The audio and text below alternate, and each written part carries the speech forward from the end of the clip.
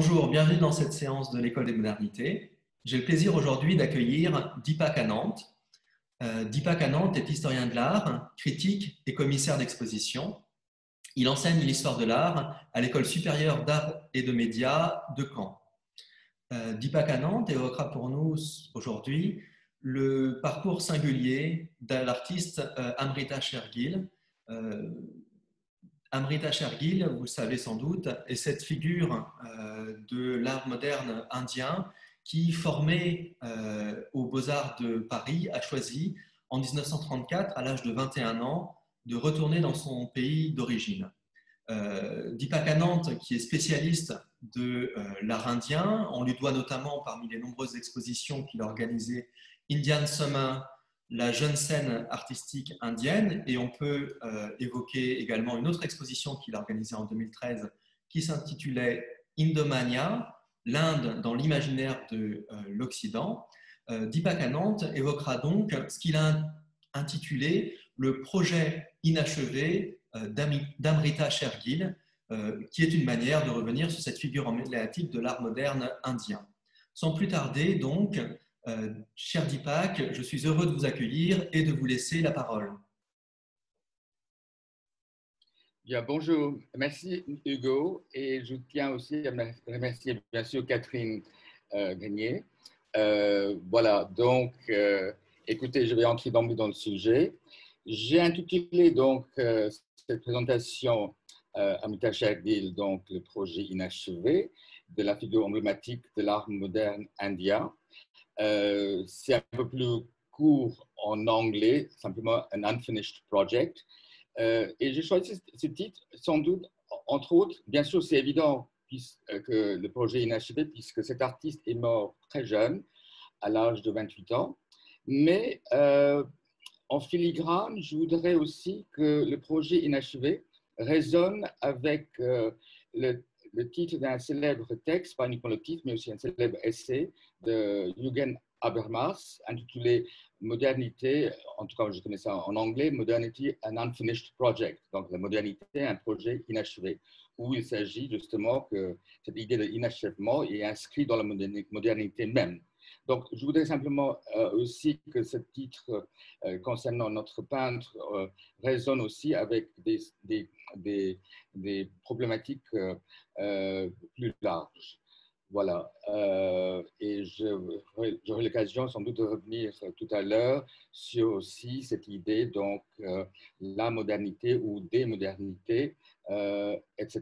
Le momentum ou bien les cadences de modernité dans les pays différents varient selon les contextes historiques, culturels, etc. Bon, mais tout d'abord, pour revenir donc à Amrita Shergill, je crois que vous avez déjà en exergue, peut-être à l'annonce de cette présentation, une citation d'Amrita Shergill que je voulais vous relire à nouveau, car ça situe bien à la fois, en fait, ce moment clé dans sa vie où elle décide, en fait, de rentrer en Inde après avoir étudié à l'École des Beaux-Arts de Paris. Donc, je donne cette courte citation. L'Europe appartient à Picasso, Matisse, Braque et bien d'autres. L'Inde n'appartient qu'à moi. Déclaré Amrita Shergill en 1938, envisageant avec franchise et audace son ambition de devenir la première peintre moderne de l'Inde. Donc, elle avait 25 ans en 1938. Elle venait de terminer ses études à l'École des Beaux-Arts de Paris, admise quand elle n'avait que 16 ans, et prit la décision, à l'âge de 21 ans, de retourner dans son pays d'origine en 1934, entreprenant par la suite un grand voyage de découverte de l'art indien ancien. Ce fut une sorte d'épiphanie esthétique qui réoriente de manière radicale la direction de son art. Les 7 années qui lui restent, elle les passe en modulant son héritage européen à l'aune de celui qu'elle reçoit sur le sol indien. Donc, si vous voulez, en guide de préambule, et ensuite en commençant avec cette citation d'Amrita Shergill, je voulais d'emblée suggérer en fait que dans cette carrière vraiment très courte de 7 ans, en fait, qui compte dans son évolution comme vraiment un peintre d'envergure, vous avez donc j'aimerais bien donc déjà commencer avec en vous donnant des éléments, si vous voulez, de son parcours. Et pour cela, je voudrais pencher sur en fait une séquence de photographies puisque Amity Shergill était aussi une figure iconique, surtout en Inde, mais déjà à Paris quand elle était à l'école des Beaux-Arts. Et entre autres, cette présence iconique est préservée pour nous par son père, qui fut un photographe amateur.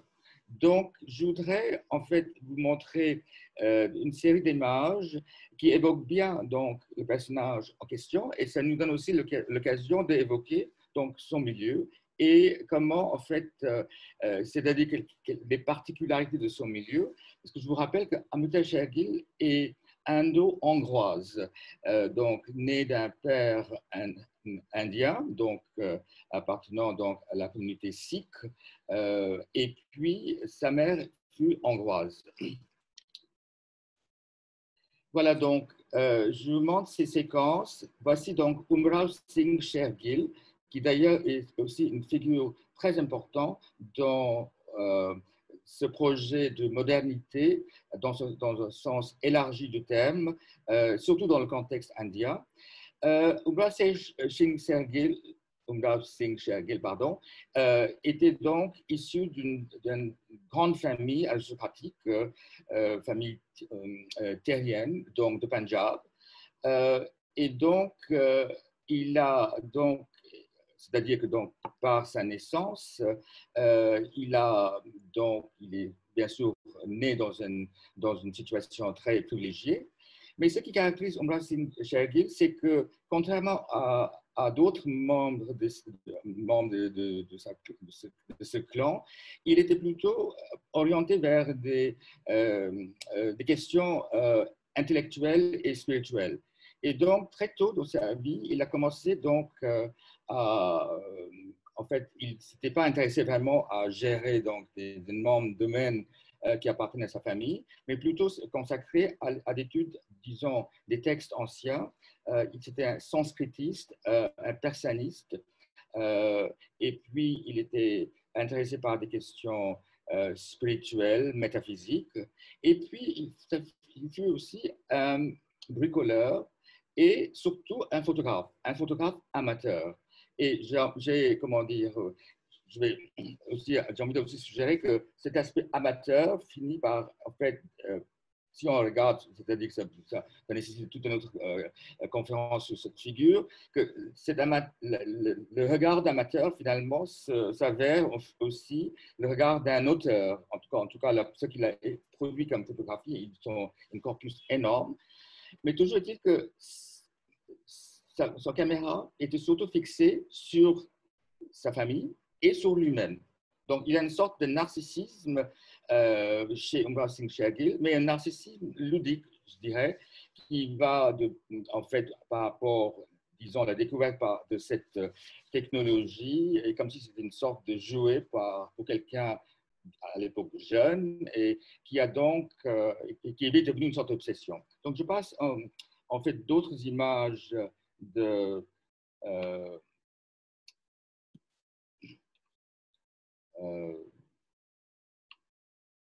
Umrao Singh Shergill. Je ne sais pas comment éviter cette flèche là, mais bon.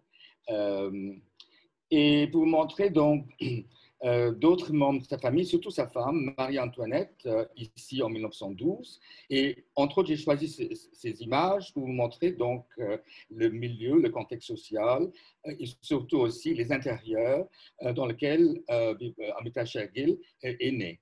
Donc, voici rapidement d'autres images. Ces images ont été prises à la fois à Lahore, qui est actuellement maintenant au Pakistan, mais à l'époque, c'était une ville très cosmopolite, qui faisait partie donc, bien sûr, des Indes britanniques, comme on disait à l'époque.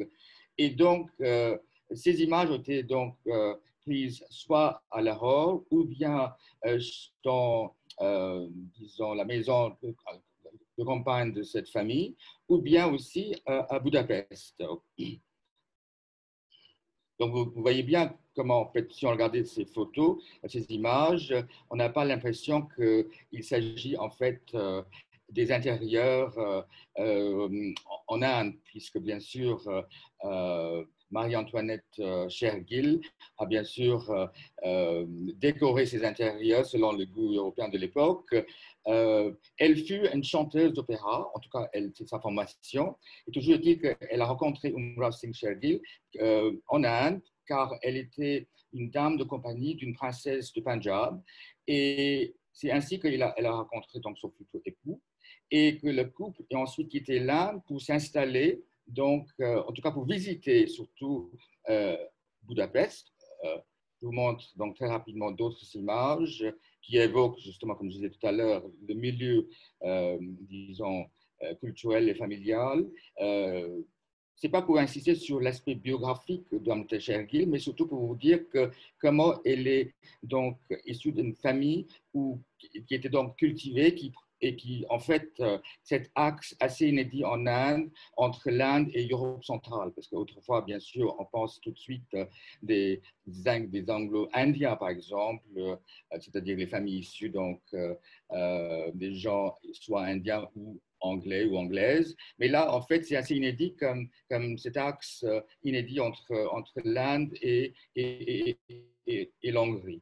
Donc, voici donc d'autres images. Vous voyez donc ici les deux filles, Amrita Shergill, l'aînée, née en 1913, et sa sœur Amrita, née en 1914. La famille était obligée de rester à Budapest car c'était le moment où, bien sûr, la Première Guerre mondiale, donc on ne pouvait pas entrer en Inde.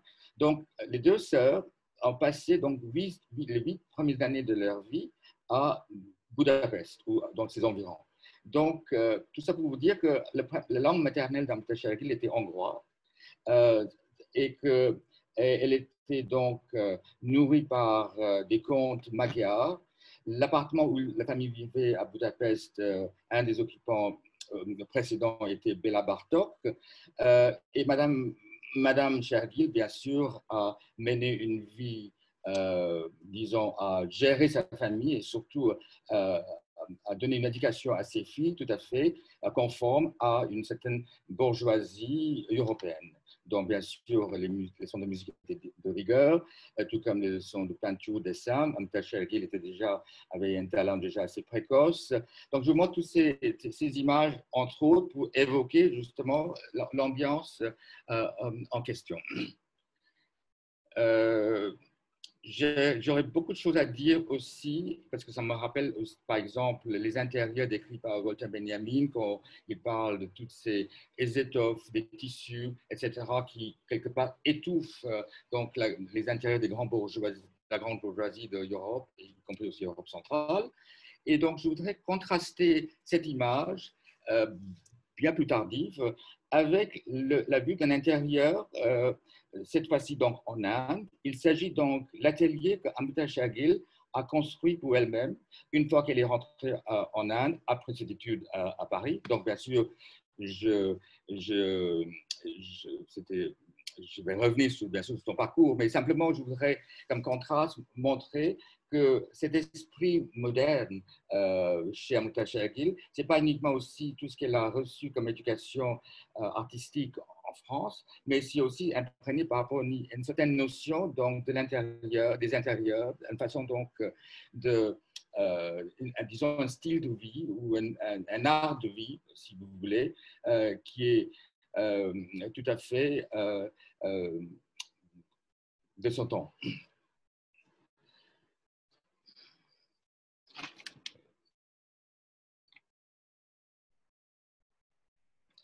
Alors, donc, pour continuer, juste comme un autre aperçu de Umra Singh Shergill et son activité comme photographe amateur, voici donc une image prise en 1892. C'est le moment où, en fait, il commence à prendre des photographies et en expérimentant avec toutes sortes de techniques de l'époque. D'ailleurs, il était un pionnier dans l'usage de couleurs, mais aussi des négatifs sur verre, etc. Donc, c'est fascinant comment, en fait, cette figure qui prend les images de sa propre famille, mais qui se photographie lui-même. Et voici donc ici, il est encore dans sa jeunesse. Vous savez, le trait caractéristique de la communauté sikh, c'est bien sûr que les hommes laissent pousser les cheveux. Et donc, ici, une image tout à fait insolite, voire inédite, où Umra Singh Shergill pose comme une sorte de, si c'était un tableau, si vous voulez un tableau même orientaliste, on dirait après le bain. Sauf qu'il s'agit donc, le sujet en question est un homme, plutôt que le stéréotype d'une femme nue sortie du bain, etc. Tout ça pour vous dire que c'est une figure atypique, excentrique, qui a donc pas cessé de se poser pour le caméra. Comme je disais tout à l'heure, il était donc très exercé par les questions philosophiques, littéraires. D'ailleurs, il était un grand admirateur de Tolstoï, à tel point qu'il a donc, il se façonnait, en fait, il portait le même sort de tunique que portait Tolstoï. Il a laissé pousser son barbe aussi de cette façon pour ressembler à son menteur. Donc là, vous voyez donc à nouveau une image qui sorte d'autoportrait, et souvent derrière, en fait, il y a des titres où Umra Singh Shergill se moque de lui-même pour avoir pris ce genre de pose. Donc c'est à la fois un jeu, mais aussi quelque chose comme si vous voulez, une sorte de façonnage de soi que Amrita Shergill, à son tour, va hériter, mais différemment.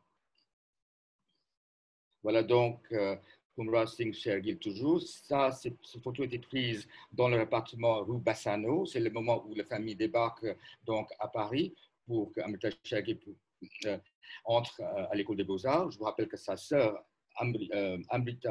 Indira s'est inscrite donc de l'école normale supérieure de musique, dirigée à l'époque par le célèbre Alfred Cortot. Et donc là, cette image intrigante et montre Umra Singh Shergill après quelques jours de jeûne, comme il a annoté lui-même l'image. Donc, à Paris, il était donc en contact avec Bergson. Parfois, il a donné une conférence, je crois une fois ou deux, à la Sorbonne. Il était en contact avec Sylvain Lévy, l'indologue très connu, etc. Donc, si vous voulez, je montre ces images, mais aussi je donne ces informations pour montrer la dimension cosmopolite de cette famille, incarnée d'abord par le pater familias, mais donc les filles ont bien sûr hérité ce sens d'ouverture, cette idée, si vous voulez, ils sont, comment dire, une forme de culture, si vous voulez, qui était inculquée dès leur jeune âge par ses parents, différemment certes, mais Umra Singh Shergill surtout reste cette figure emblématique, comme ici vous voyez, il prend la pose d'une sorte de savant qui médite, ou bien comme une sorte d'astronome amateur. Je disais tout à l'heure que c'était un bricoleur, donc il aimait toutes sortes de gadgets ou des inventions. Et tout comme ici, il s'agit donc d'une sorte de panoplie des instruments pour enregistrer le son. Ici, il est à côté avec sa deuxième fille, Indira, la sœur cadette d'Amrita. Et puis, d'autres images que je vous montre, juste pour évoquer donc, cette figure charismatique et emblématique surtout. Voilà, donc des images donc, des deux filles. Et puis plus tard, donc, rue Bassano à Paris. Et puis à nouveau Amrita Shergill, donc dans un chic tout à fait parisienne de l'époque, inscrit donc à l'école des Beaux-Arts de Paris.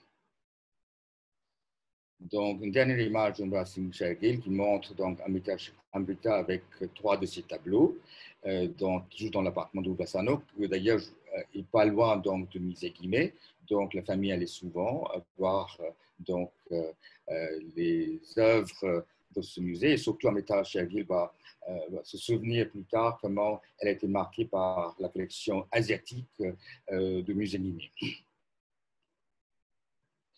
Alors donc, je passe donc au premier tableau d'Amrita Shergill. Vous avez déjà aperçu donc ici dans cette photographie. Il s'agit donc d'un tableau de Boris Stazlitsky, qui fut donc un condisciple donc d'Ambeta à l'école des Beaux-Arts. Il était russe, peintre lui-même, et bien sûr, Ambeta, je ajoute entre parenthèses qu'elle a été donc courtisée par tous ses camarades à l'école des Beaux-Arts de Paris, parce qu'elle était belle, elle avait une forte personnalité, et bien sûr, entre autres, Boris Stazlitsky était aussi un de ses amants. Mais toujours est-il que ça, c'est parmi les premiers tableaux que Amrita Chagil a réalisés à l'école des Beaux-Arts de Paris. Je vous rappelle qu'à l'époque, elle était donc dans l'atelier de Lucien Simon, qui était donc considéré comme une sorte de post-impressionniste. Mais en tout cas, ce que Amrita a retenu de Lucien Simon, c'est qu'il avait donné carte blanche à ses étudiants. Selon elle, il n'avait jamais vraiment enseigné, mais simplement essayer de guider les élèves qu'il pensait qu'il avait un talent. Et bien sûr, Amrita Chagil figurait parmi ses étudiants, ses élèves. Donc, vous voyez, donc, c'est le premier tableau de Boris Stazlitsky, je ne dis pas le premier que je vous montre dans cette séquence, vous donne un aperçu déjà de la maîtrise, disons, d'Amrita Chagil dans une sorte de peinture figurative, certes académique, mais compétent, et qui, d'ailleurs, si vous voulez, ces 4 années qu'elle passe à l'école des Beaux-Arts, c'est surtout pour peaufiner donc un langage figuratif selon les normes de l'époque. C'est toute une autre question, comment en fait, et question explorée plus tard aussi, comment en fait l'école des Beaux-Arts de Paris, dans cette époque-là, semblait être à l'écart, si vous voulez, des courants avant-gardistes qui ont marqué bien sûr l'art français et surtout l'art, disons, à Paris, et comment en fait on dirait que à la fin des années 20 jusqu'au milieu des années 30, il perdurait une forme de peinture, disons, académique, qui n'exclut pas, bien sûr, que les peintres qui ont appris donc, les rudiments donc, de techniques ont fait d'autres choses après, comme c'est le cas d'Amrita Chagil, bien sûr. Un autre tableau donc d'Amrita Chagil, toujours, il s'agit à nouveau de Boris Stazlitsky, donc peint en 1930 ou 31. Et qui donc montre, bien sûr, il y a des échos d'autres peintres illustres, on pense par rapport à l'iconographie, on pense à Cézanne, par exemple. Je ne parle pas par rapport au traitement du sujet, je ne parle pas de la facture, mais simplement, si vous voulez, ces genres d'images évoquent bien sûr tout un lignage dans la peinture française que Amrita Chagil revisite à son tour. Je voudrais juste remarquer aussi, je ne vais pas montrer beaucoup d'images d'Amrita Chagil quand elle fut étudiante à l'École des Beaux-Arts de Paris, sauf certains qui montrent en fait ses préoccupations. Mais il y a des tableaux après des modèles. Elle a pratiqué aussi la nature morte, des nus. Ce sont des genres très répandus à l'époque, en tout cas enseignés à l'École des Beaux-Arts, peinture surtout après modèle. Mais dans ces sujets, il y a souvent une sorte, qui sont souvent des portraits teintés d'une certaine mélancolie. Et c'est un trait qui reste dans l'œuvre de Amrita Chagil. Elle était très marquée, très jeune, par la poésie romantique, et pour le romantisme en général. Elle comptait Baudelaire comme parmi ses poètes préférés, tout comme l'autre grand poète hongrois, André Ady, André Ady, comme on dit en français, qui fut lui-même très marqué par Baudelaire et Verlaine. Donc, il y a une sorte de gravité souvent dans les portraits d'Amrita Chagil, mais cependant, il y a aussi des tableaux qui sont tout à fait dans l'esprit, si vous voulez, en tout cas dans les codes répandus de l'époque. Ici, vous voyez donc un tableau intitulé 2 femmes, où il s'agit de 2 jeunes femmes, où il s'agit donc une sorte de tête-à-tête qui renvoie à l'idée de conversation piece, donc un genre tout répandu en Angleterre, mais toujours est-il que la figure à gauche, et c'est la sœur d'Amrita qui a posé pour ce tableau. D'ailleurs, si vous voulez, donc c'était un exercice de style tout à fait compétent qui a valu aussi à Amrita Shergill d'être nommée comme membre associé du salon et qui donc sans doute était très flatteur pour elle. Mais je dirais que ce tableau, par contre, montre qu'en fait, Amrita Shergill va progressivement vers une conception plus épurée de la composition. Tandis qu'ici, bien sûr, il y a toutes sortes d'objets, de détails, en fait, qui meublent, en fait, la représentation. Je vous montre donc une photo prise de ce tableau in progress.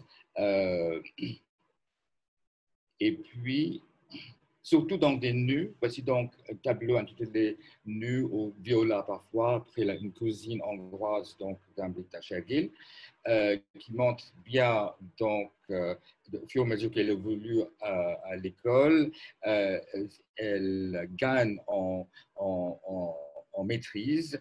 Je dirais entre autres que si vous voulez, ce genre de nu est tout à fait dans le si vous pensez à d'autres nus, comme en tout cas c'est tellement répandu, mais certains à l'époque ont évoqué Suzanne Valadon, que moi personnellement je ne trouve pas beaucoup bien, surtout par rapport au côté, cette rudesse qu'on éprouve chez Valadon, qu'on trouve nulle part chez Amrita Shergill, tout comme, pour citer un autre artiste de l'époque, Marie Laurencin. Donc, il n'y a pas de ce genre de minauderie non plus chez Amrita Shergill. Je vous montre un autre nu d'Amrita Shergill, simplement intitulé Sleep, sommeil, qui est peut-être le nu le plus audacieux qu'elle a peint quand elle était encore à l'école des Beaux-Arts. Il s'agit donc donc, comme vous voyez, donc, un nu, c'est Amrita à nouveau, la sœur d'Amrita qui a, pardon, c'est Indira, la sœur d'Amrita qui a donc posé pour ce tableau. Ce qui est donc audacieux, c'est surtout, si vous voulez, cette idée donc par rapport à la vue plongeante, mais surtout aussi ce détail piquant de ce dragon sur ce châle qui rime avec donc la sveltesse donc de la figure féminine.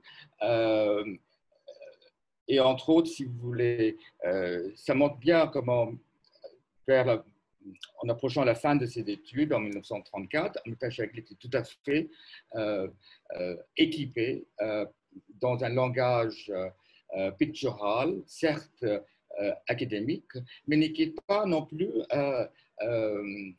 comment dire, qui porte en tout cas aussi des traces d'autres courants de l'époque, c'est-à-dire que cet renouveau de réalisme entre deux guerres, qu'on peut rapprocher ce genre de tableau. Une chose que je n'ai pas évoquée tout à l'heure, qui est juste comme une autre source, la famille passait souvent les vacances en Hongrie, et donc bien sûr, Amrita Shergill a découvert aussi la peinture hongroise, surtout la peinture pour aller vite hongroise post-impressionniste. Et d'ailleurs, cette rubrique est souvent, en tout cas à l'époque de son vivant, était appliquée aussi à Amrita Shergill comme parmi quelqu'un post-impressionniste, que je trouve pas tout à fait juste, puisque s'il y a une caractéristique de ce qu'on appelle le post-impressionnisme, c'est un mot valise en tout cas, c'est justement l'idée même, c'est comment la diversité des styles que couvre ce mot, ce terme, finalement ce qui les unit, c'est finalement l'idée du style même. C'est-à-dire que finalement, Amrita Shergill a compris que ce qui compte avant tout à l'époque moderne, c'est le langage pictural. C'est le langage pictural, à savoir, comme disait Lawrence Gowing dans son magnifique essai sur Cézanne, qu'à l'époque moderne, le maniement, le handling, comme dit Lawrence Gowing, the handling was the picture, c'est-à-dire que le maniement était le tableau. C'est-à-dire qu'en fine, c'est la forme, le langage qui compte avant tout. Et cette attitude, en fait, qu'Amrita Shakil va tout à fait intérioriser. D'ailleurs, elle-même prononce souvent le mot significant form, qui est un mot de Clive Bell, qui était très étroitement associé avec Roger Fry, qui a donc inventé le terme post-impressionnisme.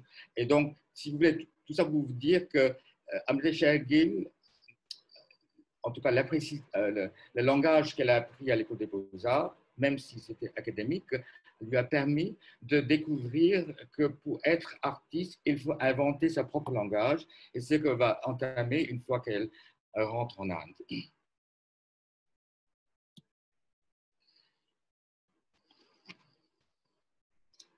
Alors, je vous montre donc un autre tableau d'Amrita Shakil, peut-être un tableau le plus emblématique qu'elle a peint donc à Paris. Il s'agit donc d'un tableau intitulé Autoportrait en tahitienne.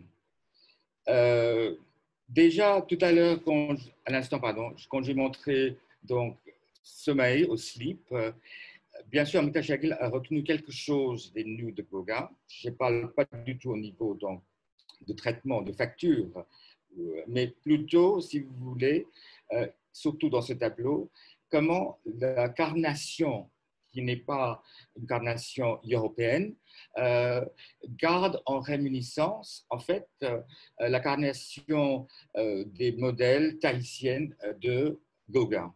Et donc, un an plus tard, donc en 1934, Amrita Shakil peint ce tableau intitulé Autoportrait en tahitienne. Donc, là encore, si vous voulez, tout à l'heure, comme j'ai montré les images donc, de son père, Singh Sergil, où il est lui-même souvent l'objet et sujet de ses propres photographies, Amrita Shakil aussi a un aspect narcissique, et je déploie le mot pas du tout dans le sens péjoratif, mais simplement comme une description. Et cette pratique de narcissisme qu'elle a appris de son père, à savoir comment se poser, comment en fait présenter un visage au monde. Et là, si vous voulez, ce qui est plus intéressant ici, c'est cette altérité qu'elle essaie d'incarner en proposant notre portrait en tahitienne. C'est surtout une sorte de... elle approche cette question au niveau plastique, et formelle et thématique. C'est-à-dire que c'est l'année où elle a peint ce tableau qu'elle décide de rentrer en Inde, une fois qu'elle a terminé donc, ses études à Paris. C'est un tableau intriguant, parfois un peu maladroit. Vous voyez donc les traces de repentir derrière la figure, qui suggère donc une sorte de silhouette d'homme, et puis il y a aussi une sorte d'allusion générique, sans doute une sorte de paravent chinois. En tout cas, les références sont plutôt orientales, tout comme, si vous voulez, l'avatar assumé par l'artiste. Je vous rappelle que 1929, c'est l'année aussi où John Rivière a publié ce célèbre texte intitulé en anglais Womanliness as Masquerade, qu'on peut traduire en français comme féminité comme mascarade. Et dans ce texte, John Rivière, bien sûr, parle des accommodations féminines au désir masculin. Et donc, c'est tentant, même si c'est tentant d'approcher ce texte par rapport, si vous voulez, ce genre de tableau, et d'autres tableaux d'Amrita Shakil également, je dirais que finalement, Amrita Shakil était un esprit trop indépendant dès le départ pour prétendre à s'accommoder à quoi que ce soit. Elle était très émancipée, elle était très libre. Et d'ailleurs, quand il était question de rester en France ou à Paris ou de rentrer en Inde, ses parents préféraient qu'elle reste en France ou en Europe, puisqu'ils avaient peur qu'en rentrant en Inde, son comportement émancipé, libre, serait peut-être une source d'embarras pour la famille.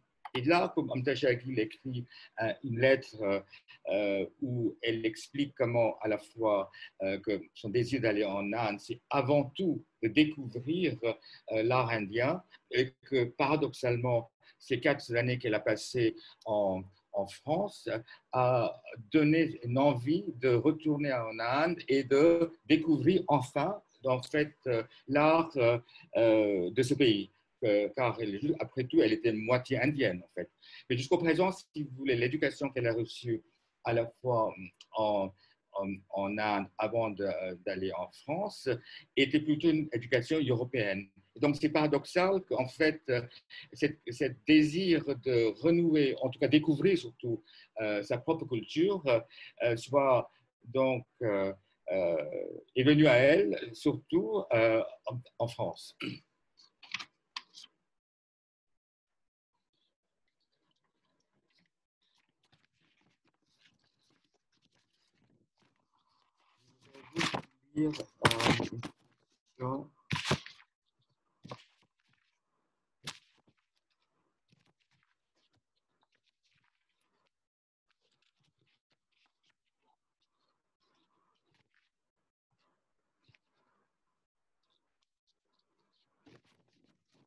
Voilà, avant de continuer, je voudrais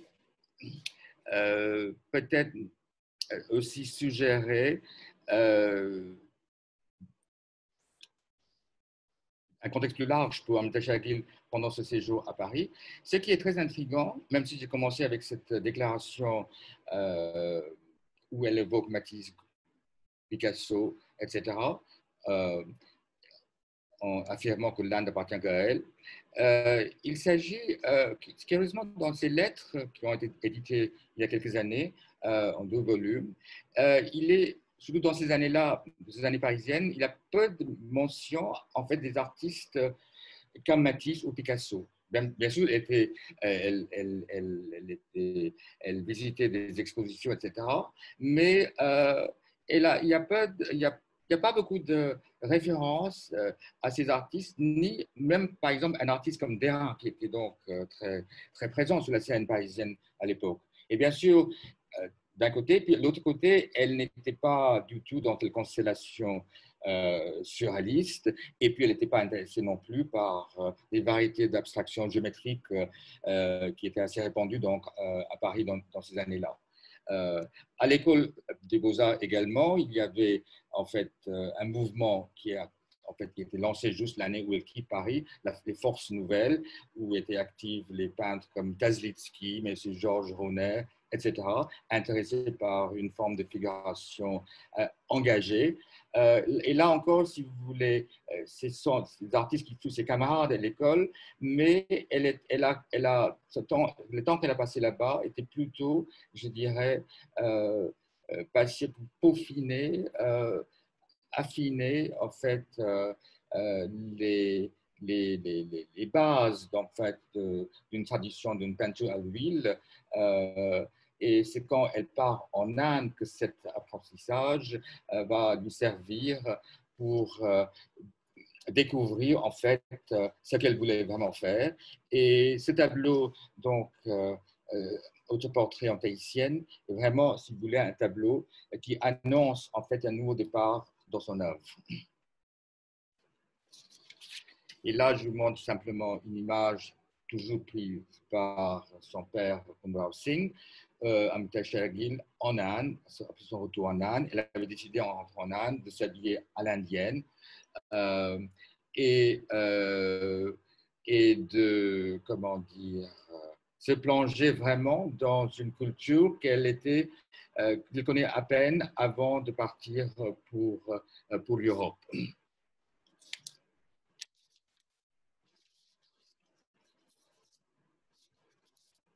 Je voudrais aussi donner une citation de 1931 que je traduis. Vers 1933, j'ai été hanté par un désir intense de rentrer en Inde. Sentant d'une manière inexplicable, c'est que là-bas, que mon destin comme peintre était là-bas. nous sommes rentrés en 1934. Mon professeur à l'École des Beaux-Arts m'a toujours dit que, en jugeant par la richesse de ma palette, que les ateliers dans le grisaille occidental n'étaient pas tout fait pour ma peinture. Il avait raison, mais quelle impression différente que j'ai eue en rentrant en Inde. Je paraphrase en fait cette longue citation. C'est l'Inde qui était si différent par rapport à l'impression que j'avais dans ma tête, impression donc en tout cas fomentée par les clichés, les stéréotypes d'un pays exotique. C'est une vision de l'Inde en hiver, désolant, mais étrangement belle, étrangement beau, étrangement belle, avec ces immenses prairies, ces sols ocre et grisâtres, et puis ces hommes et des femmes d'une maigreur inouïe qui évoluaient comme des silhouettes dans ce paysage. Donc, et sur lequel il y a une sorte d'étrange mélancolie. Cette Inde était si différente par rapport à l'Inde voluptueuse, ensoleillée, superficielle, qui nous laisse supposer donc une vision exotique de ce pays. Fin de citation. Donc, et on peut dire que ces observations sont assez remarquables pour quelqu'un qui était si jeune et qui montrent que l'esthète en elle n'était pas dépourvu donc une considération d'ordre éthique ou moral. Et on ne peut pas dire la même chose si vous voulez quand vous songez à Gauguin en Polynésie ou bien Matisse au Maroc, que ce genre de scrupule, si vous voulez, n'a pas effleuré ces deux grands peintres. Donc, toujours est-il que Amta Chagil décide, quand elle rentre en Inde, elle a déclaré elle-même, que son sujet principal, ce serait les pauvres, les gens pauvres. Et donc, elle commence, en fait, et d'ailleurs, ce motif, en fait, des gens dépossédés, des gens pauvres, est récurrent dans son œuvre. Donc, je vais montrer une sélection. Donc, le tout premier tableau qu'elle a donc réalisé en Inde montre bien comment l'exemple de Gauguin est devenu important pour elle une fois qu'elle rentre au pays. Donc, déjà, l'autoportrait en tahitienne annonçait quelque part, si vous voulez, de cette transition. Et là, ici, donc, trois jeunes filles, par exemple, vous avez donc une transposition donc, de Gauguin ici, à la fois au niveau donc iconographique, on dirait plutôt au niveau comment il y a une sorte de similitude générique entre les trois visages, mais surtout aussi le traitement de la main et comment en fait il y a une sorte d'aplatissement donc de la surface, cette fameuse platitude ou aplatissement moderniste, et toujours ces figures réservées. Toujours cette, disons, soupçon de mélancolie qu'on discerne dans leur visage. Je vous rappelle qu'en fait, ces sujets ont été des sujets qui travaillaient pour sa famille. Puisqu'en rentrant en Inde, Amta Chagil a passé beaucoup de temps à la campagne chez ses oncles qui possédaient des terrains très vastes. Et bien sûr, à l'époque, le style de vie de ces genres de maisons était presque encore féodal, avec un cortège de serviteurs, etc. Donc, souvent, Amta Chagil a demandé des domestiques à poser pour elle. Un autre tableau, donc, toujours peint après son retour en Inde, un tableau donc de 1936, intitulé Nude Group, ou groupe nu, mais littéralement, mais un groupe de 3 femmes nues. Et là, encore, on constate en fait l'influence de Degas, en tout cas l'application de Degas, surtout le geste, donc le menu principal, les gestes de main rappellent en fait un geste assez familier dans les tableaux de Gauguin en Polynésie.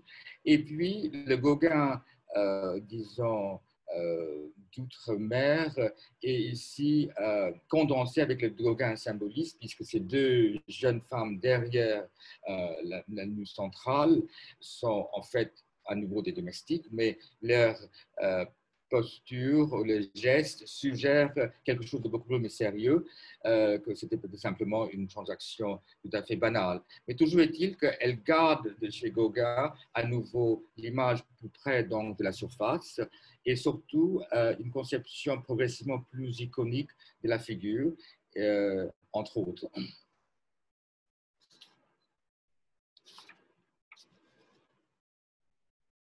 Et puis, elle continue donc, dans cette veine avec notre image, avec deux femmes à nouveau. Les femmes prédominent donc dans les tableaux d'Amta Chakel très souvent. Et là encore, en fait, des gens qui travaillaient pour la famille qui sont donc posés pour elle. Je vous rappelle que Amta Chakel a retenu cette convention de peindre après modèle qu'elle a donc bien sûr appris à l'école de Beaux-Arts de Paris, qu'elle a continué encore une fois qu'elle est rentrée en Inde. Mais vous voyez déjà, par rapport aux tableaux qu'elle a peints à Paris, le traitement est déjà plus libre. Il y a ce qu'on peut dire déjà une sorte de facture proto-moderniste. Vous voyez comment, par exemple, les feuillages sont traités de manière assez rapide ou de manière abrégée, si vous voulez. Donc, elle est en train d'apprendre en tout cas, une forme d'économie qu'elle lui manquait justement quand elle était encore une étudiante à l'école des Beaux-Arts. Et puis peut-être les deux tableaux les plus importants d'Amtasha Gill, les deux premiers tableaux qu'elle a peints en Inde. Il s'agit donc d'un tableau intitulé Hillmen, et il y a un pendant qui s'appelle Hill Women, c'est-à-dire que les gens de montagne. Et là, si vous voulez, elle a déjà en fait disons, assimilé Gauguin dans les tableaux précédents, et là, elle regarde ailleurs. Certains ont suggéré qu'à cette époque, elle regardait beaucoup aussi la sculpture indienne, et le côté, si vous voulez, légèrement monumental, et peut-être aussi une allusion à cette échelle de la sculpture indienne. Elle garde cette forme de hiératisme qu'on trouve chez Gauguin, mais avec une ambition de donner davantage d'échelle à ces figures. Mais aussi, bien sûr, on peut discerner en obliquement une allusion à Picasso de période bleue, tout comme, par exemple, à nouveau, ces visages, disons, absents, ou en tout cas perdus dans leur pensée, à nouveau, ce sentiment donc, de lassitude, voire la mélancolie qui est son trait. Vous voyez aussi comment elle traite les vêtements, et c'est beaucoup plus, en fait, le côté monumental et suggéré par, en tout cas, par le traitement donc, des draperies, qui donne en fait à ces figures une présence presque statuesque. Et ces qualités ces attributs, ces traits sont aussi remarquables dans cet autre tableau intitulé Hill Women, qui date donc de 1937. Vous voyez donc là encore, comparé à la table précédente, il y a quelque chose de... ces tableaux quand même trahissent leur origine dans cette notion de tableau vivant. Ce sont des gens qui étaient donc qui ont posé pour Amta Chakel. Il y a ce côté un peu statique, en fait, dans leur représentation. D'ailleurs, un célèbre critique de l'époque, qui fut peut-être le seul intellectuel et le seul, je dirais, ami avec qui elle pouvait échanger sur la peinture et d'autres choses, surtout littéraire, mais plutôt de peinture, c'était Karl Kandalawala, qui était donc un critique qui était donc obsédé par la peinture indienne, les miniatures indiennes. Et c'est Karl Kandalawala qui évoque à propos de ce tableau cet étrange mélange de côté statique et côté dynamique dans le travail d'Amita Chagil, qualités qui sont, on peut constater dans ces deux tableaux. Il dit que le côté dynamique vient surtout par rapport à la couleur, tandis que l'aspect statique, c'est bien sûr l'aspect hiératique des figures. Donc, et ensuite, il propose que ces mêmes qualités, de dynamisme, les côtés très statiques, étaient aussi une composante du caractère d'Amita Chagil. Alors donc, là, je change de registre puisque donc Amita Chagil décide, après avoir peint ces deux tableaux, d'entamer donc ce célèbre grand tour de l'Inde qui va le mener jusqu'au du sud. Et donc, je montre très rapidement beaucoup de choses qu'elle a vues dans ce voyage. Il y a des photos qu'elle a prises elle-même.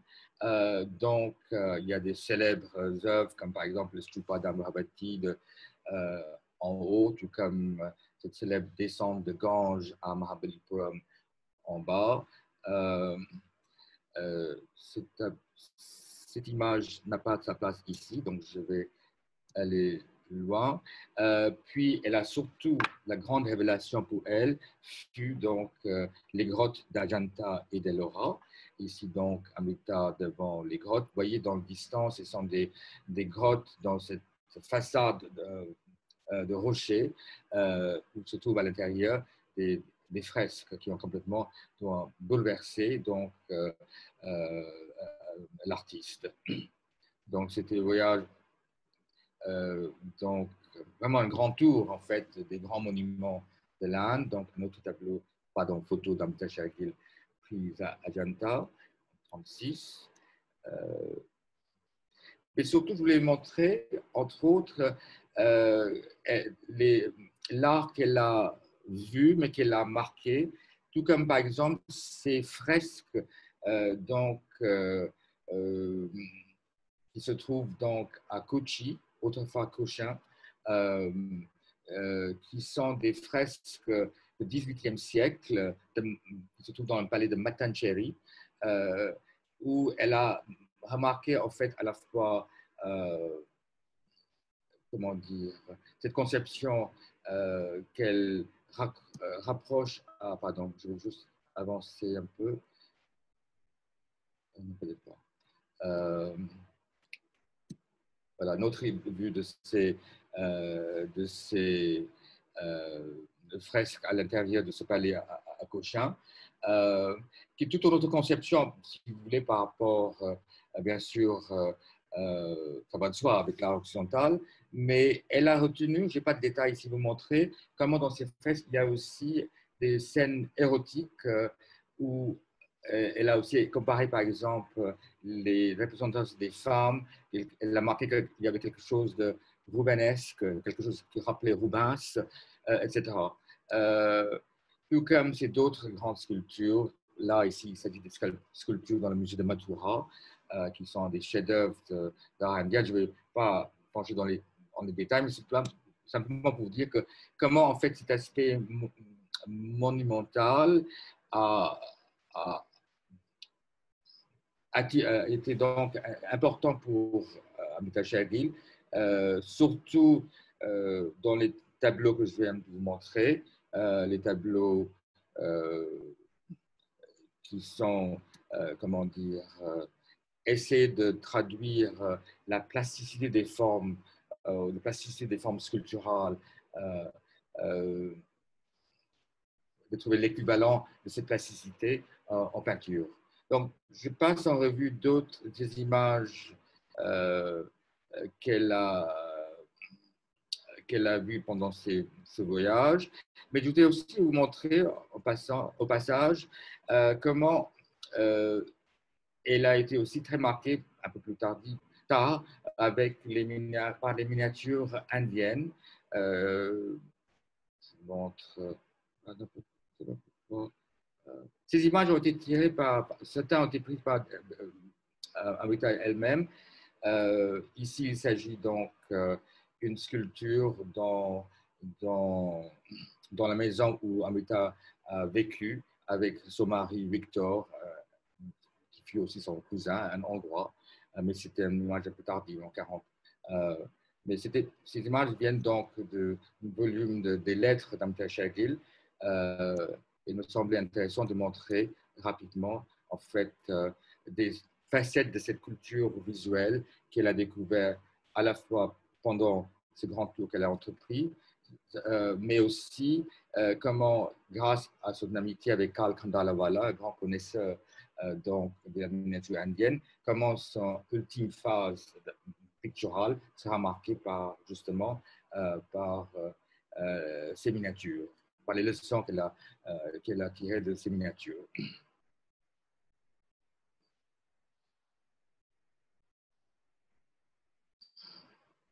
Alors donc, de retour à Simla, parce que Amrita Shergill vivait à Simla. Simla était donc la capitale d'été de l'Empire britannique, ville cosmopolite, mais en tout cas très prisée par les Anglais, puisque cette ville se situe dans les montagnes, et donc d'où cette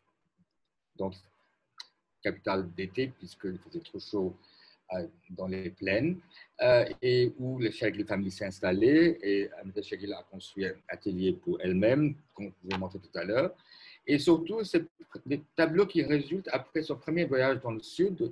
Vous voyez ici le premier tableau, vendeur de légumes,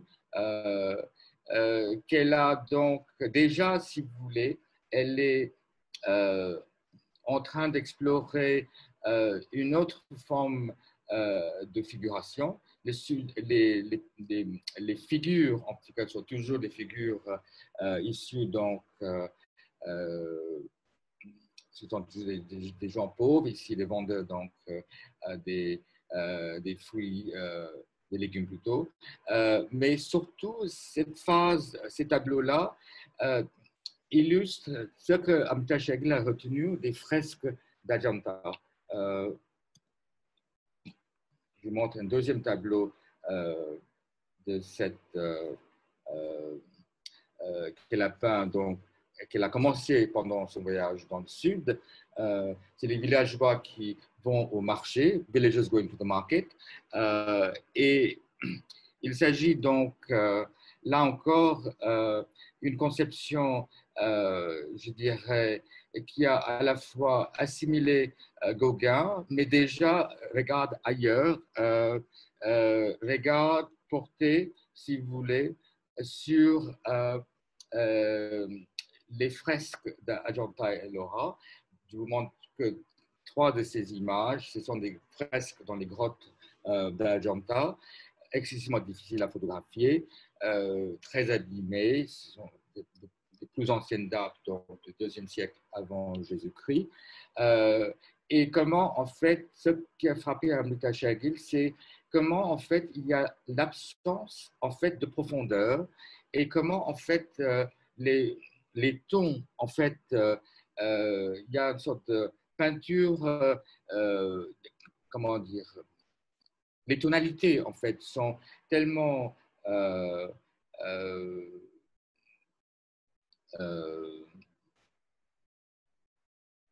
délicatement superposées qu'il n'y a pas, si vous voulez, les figures apparaissent comme si elles émergent d'une sorte d'obscurité.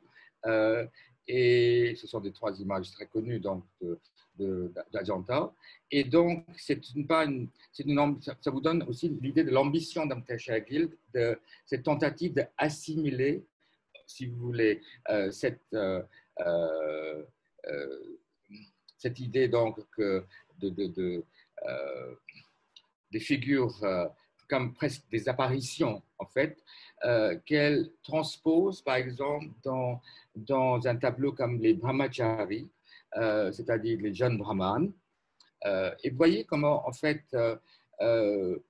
bien sûr, ça se reproduit mal en images, mais il s'agit d'une tentative, en fait, d'abolir, en tout cas, le modelé pour suggérer, en fait, une sorte de garder, en fait, à la fois des variations, des différences, tout en gardant une semblance, comme si c'était des figures à la fois fondu ou émergent d'une même substance. En fait.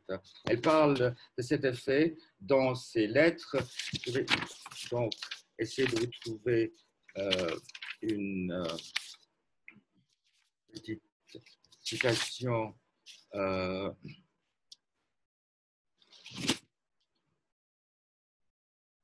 C'est-à-dire que surtout ce qu'elle remarque, c'est l'absence de récession dans les tableaux d'Ajanta. Pardon. Et là, si vous voulez, c'est ça, des images comme des cartes postales, tandis qu'il s'agit donc d'un détail d'un immense fresque. Mais toujours est-il qu'il faut imaginer donc enveloppé dans cette atmosphère immersive qui sont ces grottes. Et Amrita Shergill remarque justement cette absence de récession qu'elle essaie de transposer dans ces tableaux issus après ce grand tour, après surtout avoir eu cette sorte de révélation de sa vie, cette épiphanie dans les grottes d'Ajanta, mais surtout aussi, elle aura surtout pour les sculptures. Et donc, un autre tableau de cette période, donc la toilette de la mariée, est une variation, je dirais, niveau formel par rapport à ce qu'elle explore aussi dans le tableau que je viens de vous montrer, le Brahmachari. Tout comme ici, dans un autre registre, ces villageois qui vont au marché. Donc, si vous voulez, c'est une assimilation à la fois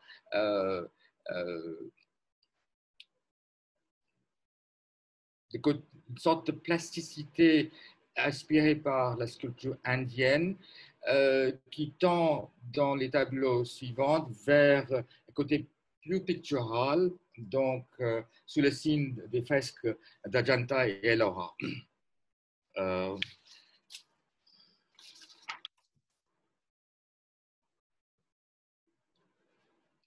Et donc, elle est émerveillée par le fait, elle dit elle-même, comment en fait il y a une sorte de parenté entre cette peinture forte ancienne, ces fresques d'Ajanta et Ellora, et puis,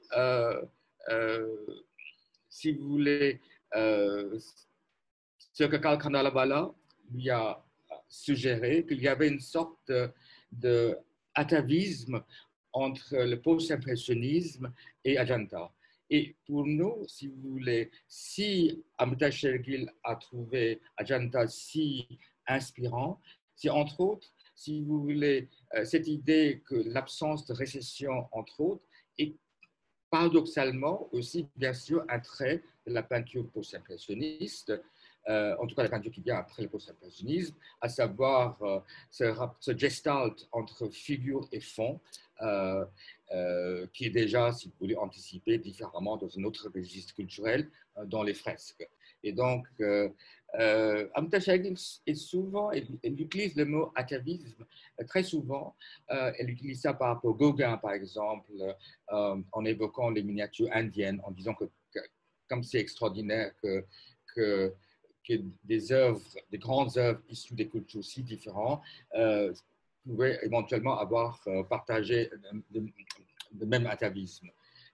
Donc, c'est une autre, si vous voulez, c'est une idée intéressante aussi parce qu'il ne s'agit pas simplement l'influence ou l'anxiété de l'influence, l'angoisse de l'influence, mais plutôt comment, en fait, ça suggère quelque chose de plus, je dirais, d'ordre dialogue qu'elle discerne entre les œuvres donc séparées dans le temps. J'ai oublié de ne pas manipuler la souris.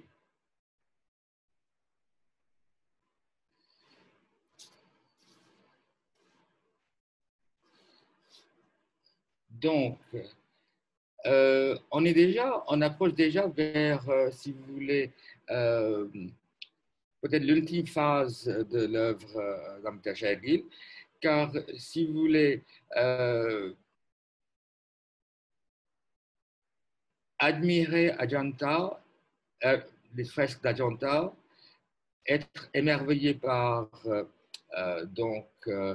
les sculptures d'Ellora, c'est une chose, mais de tirer des leçons plastiques et surtout de registre pictural, c'est une autre chose. Donc, elle a avoué comment, par exemple, les Brahmacharis est un tableau qui lui a donné beaucoup de difficultés à résoudre. Et elle avoue que de son retour, après ce grand tour, et après avoir peint ces tableaux, elle se penche plus vers, en fait, la peinture des miniatures indiennes. D'ailleurs, puisque son grand ami Karl Kandalavala, grâce à lui, elle a découvert, surtout dans sa collection, des très grands exemples de cet art, miniature. Mais elle dit elle-même que elle regarde des choses de manière un peu plus détachée, plus ironique. Et on imagine facilement qu'on pouvait être ironique par rapport les scènes intimes représentées dans les miniatures indiennes, avec leur échelle justement miniaturisée, pour ainsi dire. Mais c'était difficile d'être ironique par rapport à la majesté spirituelle des grottes d'Ajanta ou d'Ellora. Et donc, la nouvelle phase, ou l'ultime phase, ou le commencement d'une phase d'Amita Chagil, c'est justement l'intérêt qu'elle porte pour les miniatures indiennes et comment elle les transpose. Alors, le grand thème de ces tableaux, qui sont voici ici par exemple un tableau intitulé Siesta, de sieste, de 37, est un petit, sorte, pas ses dimensions, mais pas aussi par rapport à ce côté précieux, intime. C'est une sorte de tableau bijou, si vous voulez. Le thème de ce tableau, bien sûr, une femme qui allongée, une femme d'or ou prend son aise. Ce thème est répandu dans l'œuvre d'Amita Chagil parce qu'elle a eu beaucoup de temps et loisir d'observer donc les vies séquestrées, souvent mélancoliques, des femmes qui travaillaient dans des grandes maisons dans sa famille. Et donc le thème d'ennui, le thème aussi de séclusion, de séquestration qu'elle a observé, trouve un écho aussi dans une sorte poétique de désir ou d'éros, qui est un thème répandu dans les miniatures. Donc, elle conjugue les deux facettes dans les tableaux comme Siesta, ici, ou bien, et pardon, donc là, je voudrais vous montrer surtout toute une séquence donc, de ce genre de miniatures que Amita Chagil a vu. Il y a des milliers de miniatures, donc je ne vous montre pas les miniatures qu'elle a vues personnellement, mais simplement vous donner une idée par rapport à l'univers si distinct, si différent par rapport à l'art monumental, sculptural, majestueux qui caractérise donc les sculptures d'Ellora ou de peinture rupestre d'Ajanta. Donc, voici donc des miniatures. Amita Chagil affectionnait surtout des Pahari miniatures, c'est-à-dire Pahari, littéralement veut dire les collines. Il y a plusieurs écoles répandues dans les montagnes, dans les collines, chacun avec leur style distinctif.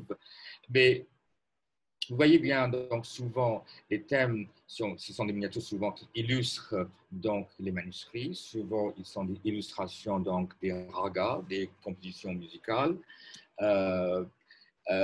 Et ce que retient Amita Chagil, c'est justement à la fois la notion d'une forme d'intimité, une forme surtout, si vous voulez, une échelle plus adaptée par rapport les sujets qu'elle décide d'aborder. Donc, j'ai évoqué surtout l'existence cloîtrée des femmes dans les maisons. Et surtout, les miniatures, c'était bien sûr la révélation de la couleur. Et elle est éblouie. Bien sûr, je montre toute une gamme de miniatures, mais elle est éblouie par l'usage de couleurs dans les miniatures. Et finalement, en fait, c'est l'éblouissement de ces derniers tableaux, c'est justement l'éblouissement par la couleur, de la couleur. Voici donc miniatures passées en revue, juste pour vous donner un contexte de ces tableaux-là. Voici à nouveau Amrita Shergill. Donc, la conteuse. Donc, il s'agit donc d'une femme qui compte des villageoises, bien sûr, assises dans un cours, dans une maison. Une scène poétique avec des animaux, si familiers avec les êtres humains. Mais surtout, si vous voulez, c'est une transposition donc, des conventions de la peinture des miniatures. Il n'y a rien de miniaturisé dans ces tableaux, bien sûr. Et Amrita Shergill est intéressée par cette sorte de microcosme précieuse qui sont les miniatures qu'elle transpose par rapport aux scènes qu'elle voyait autour d'elle. Donc, ce sont des femmes dans les tâches, qui font des tâches domestiques. Vous voyez, déjà, il y a aussi progressivement une sorte de simplification des formes. On est bien loin, par exemple, des tableaux qu'elle a réalisés donc, à Paris.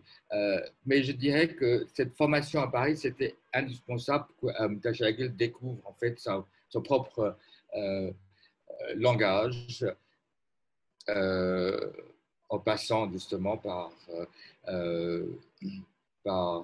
les différentes facettes donc, de l'art indien ancien ou pas si ancien, à savoir à partir du XVIIe, XVIIIe siècle, qui sont surtout des miniatures.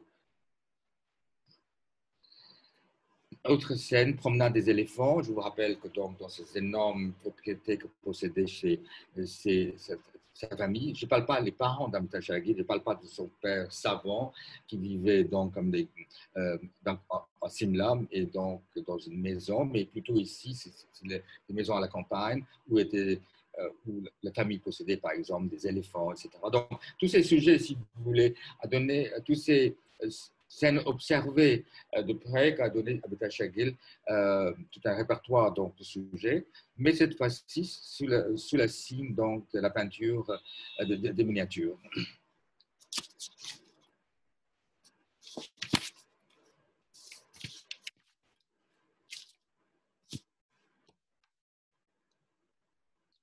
Voilà donc notre tableau ski d'Amrita Shergill. Il s'agit donc le balançoire. Et comme je disais tout à l'heure, comment elle a retenu aussi les aspects donc, à la fois une érotique ou une poétique qu'on trouve dans les miniatures. Et surtout, elle parle par exemple, le ravissement, ici, ce n'est pas la couleur, et surtout pas le rouge, quelle couleur qu'elle affectionnait particulièrement, mais bon, toute une métaphore d'éclosion, de printemps, mais aussi, bien sûr, les domestiques qui aident cette femme de monter sur ce balançoire. Donc, voilà, mais rien n'est insisté au niveau symbole, bien sûr, mais le tableau évoque, si vous voulez, à la fois présence féminine qui suggère, si vous voulez, une forme de volupté, une forme de sensualité, que pour Amrita Shergill est aussi associé avec la couleur. Ce n'est pas uniquement la figuration donc, féminine qui est en jeu, mais pour Amrita Shergill, il a quelque chose éprouve une sorte de volupté, sensualité dans l'usage de la couleur dont témoigne ce tableau. Comme par exemple la mariée, donc habillée en rouge, qui elle écrit pour ce tableau un autre tableau que je n'ai pas ici, mais où elle écrit à Karl Kandalavala que le tableau est avant tout un ravissement par le rouge. Et puis, donc, femme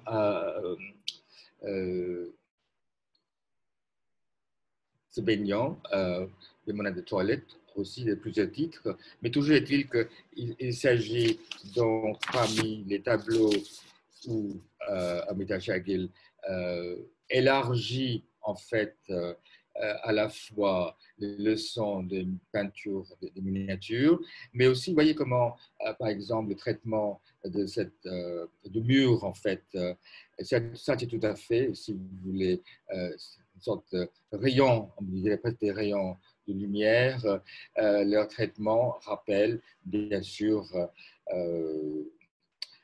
peinture, cette façon dont les conventions pour traiter de manière économe, abrégée, qu'elle a retenue bien sûr à Paris.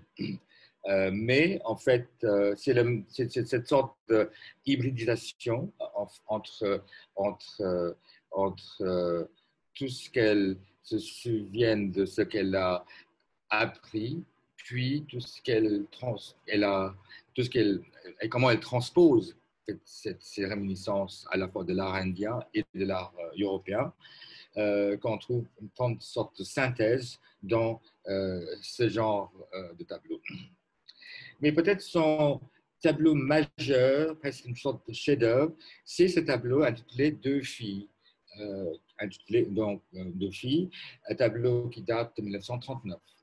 Alors, ce qui est intéressant, c'est que ce tableau était peint en Hongrie, car en 1939, Amrita Shagil est rentrée à Budapest pour se marier avec son cousin Victor Egan, qui était un médecin, qu'elle connaissait depuis son adolescence.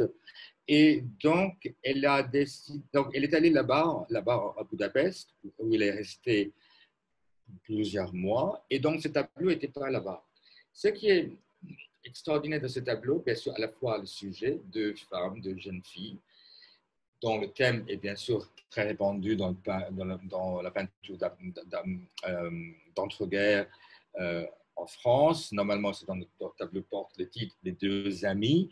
Il y a donc bien sûr une allusion donc saphique. Mais ce qui nous intéresse, à part cet aspect anecdotique, c'est surtout les deux personnages, les deux figures, c'est-à-dire un père qui forme une paire à la fois occidentale et eurasienne et asiatique ou indienne. Et donc, c'est intéressant aussi au niveau de cette iconographie, en fait, comme si les deux aspects, en fait, européenne et indienne, réunis dans la personne d'Amrita Shagil elle-même, se trouvaient en fait emblématisés par ce tableau qui donc montre justement deux jeunes femmes de carnations différentes. C'est un tableau audacieux dans la façon dont les figures sont traitées, c'est-à-dire que déjà, il y a une sorte d'économie toute moderniste dans la représentation des figures. À gauche, vous avez cette étrange forme noire qui suggère une sorte de silhouette, mais en fait, c'est une table et puis un objet, peut-être une base posée en bas uniquement de manière partielle. Et donc, ça crée une sorte d'étrange silhouette, presque une sorte de totem, presque une sorte d'agression, une présence agressive à côté de ces deux jeunes femmes. Toujours est-il en fait, c'est un tableau peut-être parmi les chefs-d'œuvre de Shagil, mais surtout très riche au niveau en termes de résonance concernant en fait l'iconographie que je esquissais à l'instant. Il y a dans ces lettres, il y a peu, elle ne parle pas de genèse de ce tableau, mais une chose qui est intrigante, que cette affirmation quelque part d'une double identité, si c'est une affirmation, que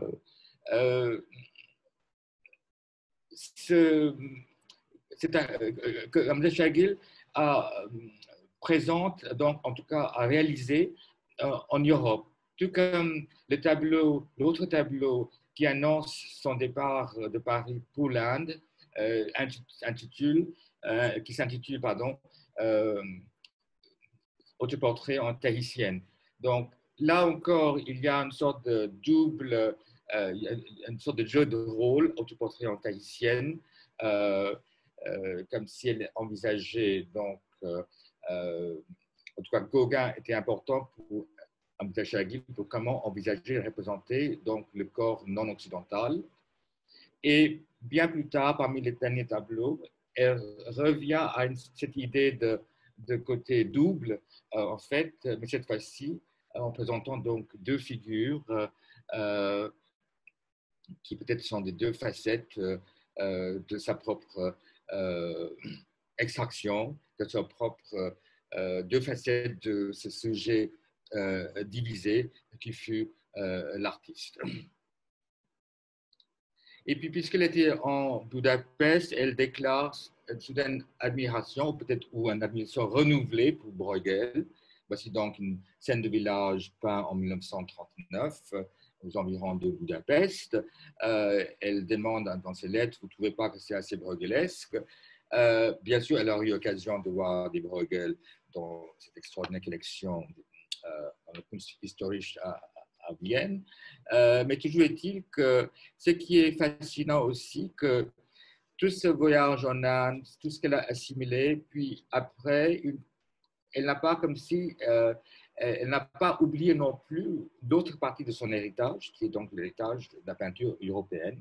Et donc, cet retour, même de courte durée en Hongrie, c'était comme si cet aspect européen, d'autres aspects de son héritage, à savoir la culture européenne, se réaffirmaient, notamment donc avec cet intérêt par des tableaux qui gardent un souvenir, mais je ne dirais pas, bien sûr, pas plus formellement, mais en tout cas, leur iconographie, tout comme leur traitement, est très différent par rapport aux tableaux indiens.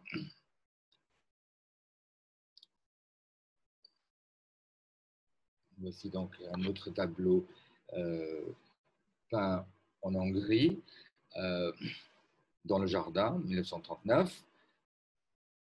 Et puis, de ce retour en Inde, le couple s'installe donc à Simla avant d'aller s'installer définitivement à Lahore, puisque Simla, tout en étant la capitale d'été de l'Empire britannique, était quand même aussi une ville assez étouffante.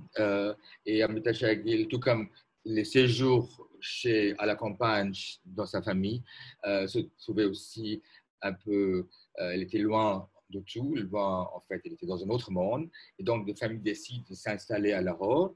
Mais avant de s'installer, voici un autre tableau que Amrita Shergill a réalisé à Simla. Il s'agit donc de l'ancien conteur, l'ancien conteur que vous voyez ici au milieu.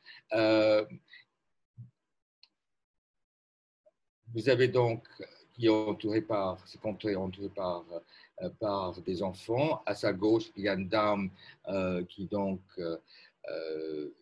s'occupe donc une tâche liée à la donc domestique quotidienne.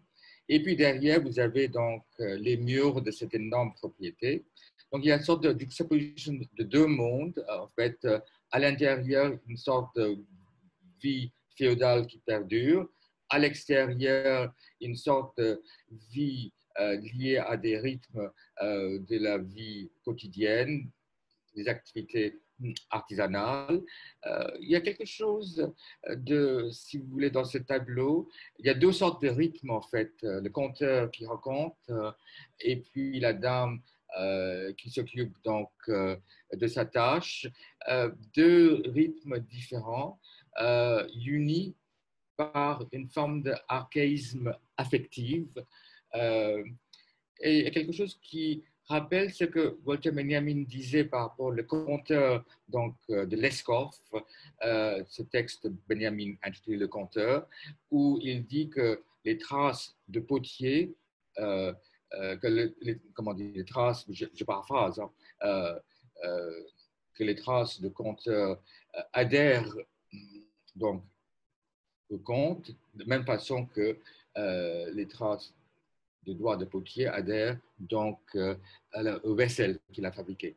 Donc, bien sûr, c'est une paraphrase, je n'ai pas la citation devant moi, mais ce tableau évoque ce genre de, si vous voulez, euh, archaïsme, et ça montre bien aussi comment Amjad Shagil est parvenu à créer, en fait, à partir de scènes si simples, à créer, disons, à suggérer, si vous voulez, une sorte de monde à part, si vous voulez, avec une forme de recul, mais aussi avec une forme de poésie. Et puis qui nous amène ce qui est donc le dernier tableau d'Amjad Shagil, le tableau qu'elle a réalisé donc à Lahore, où où le couple a été nouvellement installé. Nous sommes donc en 1941. Lahore était une ville très cosmopolite. Il y avait donc une exposition prévue, une sorte de rétrospective donc, d'Amjad Shagil qui était prévue. Et elle est en train de peindre ce tableau, donc, qui n'a pas de titre, mais qui montre une vue depuis son atelier, qui montre donc des maisons dans un village, mais traitées d'une manière très simplifiée. Au premier plan, vous voyez donc les taches noires qui sont des buffles, les murs rouges. Derrière, il y a des figures qui manipulent ce qu'on présume sont des bouses de vache utilisées comme plâtre. Et puis derrière, vous avez des taches de couleur qui évoquent donc, arbres, des personnages, et puis les façades des maisons. C'est un tableau inachevé, mais c'est le dernier tableau d'Amjad Shagil, puisque une semaine avant ou 10 jours avant l'ouverture de son rétrospective, elle meurt très soudainement. Et encore à nos jours, on ne sait pas quelles sont les causes de ce décès. Longtemps, des familles étaient très offusquées car son mari était médecin et donc il était le seul qui était avec lui. Elle était seule avec lui. Mais toujours est-il que, juste pour l'anecdote, ce mari hongrois est resté en Inde, est mort à l'âge de 90 ans. Il s'est retiré dans la famille et il a mené sa vie comme une sorte de médecin de campagne. Mais toujours dit qu'Amjad Shagil est donc disparu en 1941 avec ce tableau inachevé, tout comme ce projet qui est resté inachevé. Ce tableau, si vous voulez, si on veut faire une comparaison à la fois transhistorique, on peut dire que ce tableau annonce, c'est toujours difficile à dire, mais annonce en fait une nouvelle direction dans l'œuvre d'Amjad Shagil, une direction qui essaie d'abstraire en fait du motif, du réel. Et là, on trouve les prémices de ce genre d'abstraction, mais étrangement, à la fois, pour dire très superficiellement, quelque chose qui rappelle d'un côté le talisman de Sérusier et l'autre côté, si on vraiment aux antipodes, un tableau de Clifford Still. Donc, bien sûr, c'est une comparaison qui n'est pas un, puisqu'il s'agit simplement par, si vous voulez, un rapprochement uniquement par rapport de manière purement formelle. Mais toujours est-il que cette abstraction en germe ici aurait peut-être donné toute une autre dimension, toute une autre œuvre, toute une autre direction dans l'œuvre d'Amjad Shagil. Voilà, parmi les dernières images d'Amjad Shagil, prises par son père, bien sûr. Et je voudrais arriver donc à la fin, juste pour proposer très rapidement je dirais surtout pour évoquer, si vous voulez, la figure de Rabindranath Tagore, car ce fut la seule figure que Amjad Shagil a appréciée. Elle a écrit beaucoup en rentrant en Inde, sur la scène indienne, pour ainsi dire. Ce n'était pas tout à fait une scène, mais ce qu'elle a vu, l'école de Bengale, par exemple, ou bien d'autres peintres. Elle était toujours très critique. Elle détestait en fait ce qu'elle trouver le côté sentimental, illustratif, etc. Et donc, la seule exception qu'elle fait, c'est pour Tagore. Et elle exhorte son ami Karl Kandalavala, qui avait des réserves, pour dire que Tagore était donc un peintre, même si je vous rappelle que bien sûr Tagore était un autodidacte. Là, je vous montre Tagore avec Victoria Ocampo, qui était donc, c'est elle qui avait organisé la première exposition donc de Tagore à Paris en 1930. Et par coïncidence, c'était aussi l'année où Amrita Shergill, dans le même bâtiment, exposait avec d'autres artistes femmes d'école des beaux-arts. Et déjà à l'époque, Amrita Shergill avait déclaré une préférence pour les dessins de Tagore, mais déjà, c'est-à-dire elle avait déjà elle était déjà alertée par rapport aux qualités graphiques de l'art de Tagore. Donc, je vous montre très rapidement, en fait, certaines images de Tagore, parce que, entre autres, pour suggérer que s'il y a deux figures qu'on peut considérer comme vraiment emblématiques d'une vision moderne picturale en Inde, c'est bien sûr à la fois Amrita Shergill, même si c'est une œuvre inachevée.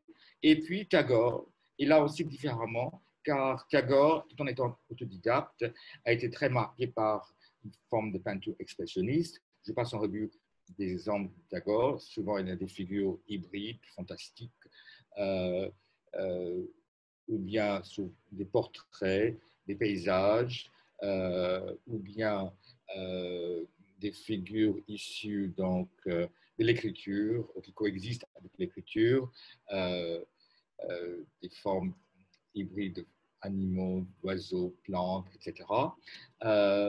Voici donc un autre aquarelle de Tagore. Et puis, il y a bien sûr beaucoup d'autres images de Tagore, mais simplement je vais vous montrer comment différemment Tagore est aussi attentif aux questions de langage, parce qu'après tout, finalement, ce qui compte, c'est comment l'artiste, en tout cas, invente, évolue son propre langage plastique. Vous avez aussi un contraste, bien sûr, parce que Tagore, étant autodidacte, a expérimenter tout seul. Mais entre autres aussi, je dirais, le moment où il tourne vers la peinture et ça devient une sorte d'obsession pour lui, il s'agit, en fait, peut-être aussi à l'époque, je parle des années, à la fin des années 20, 29-31, où Tagore, Tagore comme figure littéraire, figure comme poète, euh, euh, a eu disons, des soucis par rapport à ses traductions. Et donc, il y a cette citation de Tagore, que, à savoir que mes écrits ce sont pour mes compatriotes, mais mes peintures, ce sont mes cadeaux à l'Occident. Et donc, je crois qu'entre autres, Tagore, en disant cela, bien sûr, l'ambition de Tagore était universaliste, tout comme Amrita Shergill, mais je crois que Tagore a trouvé que dans la peinture, il n'y avait pas une perte dans la traduction. Et je dirais que c'est entre autres cette idée donc de traduction, voire traduction culturelle, est à l'œuvre à la fois dans l'œuvre de Shergill et différemment chez Tagore. Par traduction culturelle, j'entends bien sûr comment en fait un sujet, en l'occurrence un sujet pas tout à fait encore post-colonial, mais un sujet tout en restant à l'époque coloniale, essaie d'évoluer une vision qui est à la fois fidèle à des deux aspects de sa culture, je parle d'Amrita Shergill bien sûr, et comment en fait être moderne, pour elle, c'était à la fois être fidèle à la fois de son héritage européen, mais aussi son héritage indien. Et différemment, en fait, Tagore, qui a une vision cosmopolite, tout comme Amrita Shergill, je dirais que ces deux artistes, en fait, incarne, si vous voulez, un moment crucial dans l'évolution de l'art moderne, puisque c'est la première fois, c'est une forme de poétique de faire, une poétique picturale, chacun à sa façon, qui est donc entamée, explorée, et c'est cet aspect-là, entre autres, qui réunissent également. Et puis, puisque j'ai évoqué Tagore tout à l'heure, à l'instant, et que j'ai commencé avec Umra Singh Shergill, le père d'Amita Shergill, deux vénérables, barbus de surcroît, et je préfère quand même de terminer avec une autre image un peu mélancolique d'Amita Shergill, prise donc dans les années 38 en Inde, présence iconique et qui laisse une œuvre inachevée. Merci.